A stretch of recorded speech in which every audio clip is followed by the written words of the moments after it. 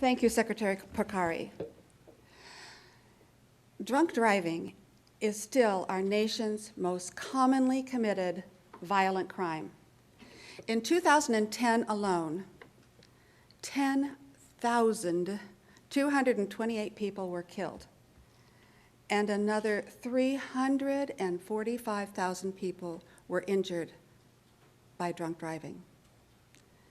This is a very personal issue for me. On April 16th in 1992, my 15-year-old daughter, Alyssa, was spending the night at her best friend's house. It was spring break, and the girls decided to hang out with two senior boys, one who my daughter's friend had a crush on. It seemed harmless enough. However, what the girls didn't know is that the boys had picked up a couple of cases of beer earlier in the evening. The boys drove them out to a local pond where only the boys proceeded to drink. When it came time to drive the girls home, the driver, now intoxicated, decided to try to scare the girls by driving over 100 miles an hour.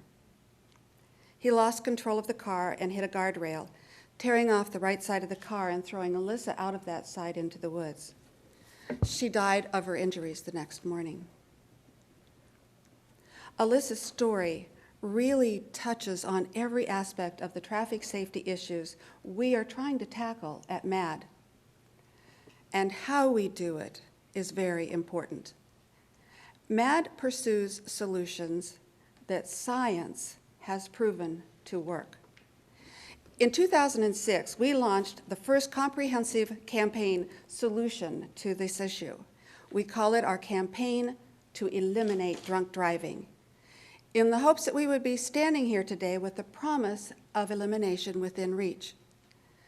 The campaign outlines 3 steps to make drunk driving a thing of the past. First, support the heroes who keep our roads safe. Our law enforcement personnel work long hours and often put their own lives at risk to keep us safe. High visibility law enforcement, which includes sobriety checkpoints, remains one of the most important tools that we have in our arsenal. Study after study shows that when done correctly, sobriety checkpoints not only catch drunk drivers, but also discourage others from driving drunk. Second, require all convicted drunk drivers to drive sober before they start their car by installing ignition interlocks in their vehicles. This includes first-time offenders. Because conservative estimates show DUI offenders have driven drunk at least 80 times before they're arrested. And we know that these devices are extraordinarily effective. For example, all offender interlocks laws in Oregon and Arizona have contributed to a decrease in drunk driving deaths by 52 and 51%. Compare that to the traditional license suspension, where 50 to 75% of convicted drunk drivers continue to drive without their license. So you see, data gives us important information to apply to our solutions. The eventual solution, and what will ultimately eliminate drunk driving, is advanced technology.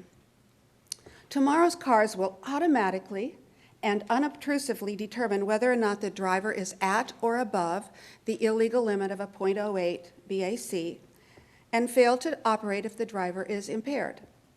The technology is called DADS. It's called Driver Alcohol Detection System for Safety. And its research is a result of a cooperative agreement with the auto industry and the federal government. The progress on DADS is absolutely remarkable. And the life-saving progress, more than 8,000 lives a year, according to one estimate, could one day prove significant in our effort to eliminate drunk driving. Data informs all that we do. Good data helps inform how law enforcement spends their resources and where checkpoints are set up. Good data helps inform our policies at MAD. Not a day goes by that we don't use the Center for Disease Control interlock studies, or National Highway Traffic Safety Administration's data, or state-by-state breakdowns of the problem. And getting people to understand the problem is key to what we do. With the DADS program, we're going to have a car that will secure the future and prevent drunk driving. But we won't get it out there if people don't understand the program and appreciate what the technology can do for them. So that's why we're issuing this challenge. We know that making data available helps people understand the problem. You can help by translating that data to everyday Americans. So the challenge is, create the best infographic to the drunk driving data at safety.data.gov and other government sites. You can find links to some of these sites that we use every day in MAD at mad.org/data challenge. And second, submit your infographic online by October 15th. We'll select the best one or two or three from around the country and use them to publicize the issue in our November media release for our Taiwan On for Safety campaign.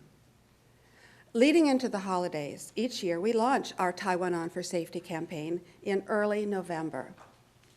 It is MAD's long-running awareness campaign to educate and remind people about the impacts of drunk driving.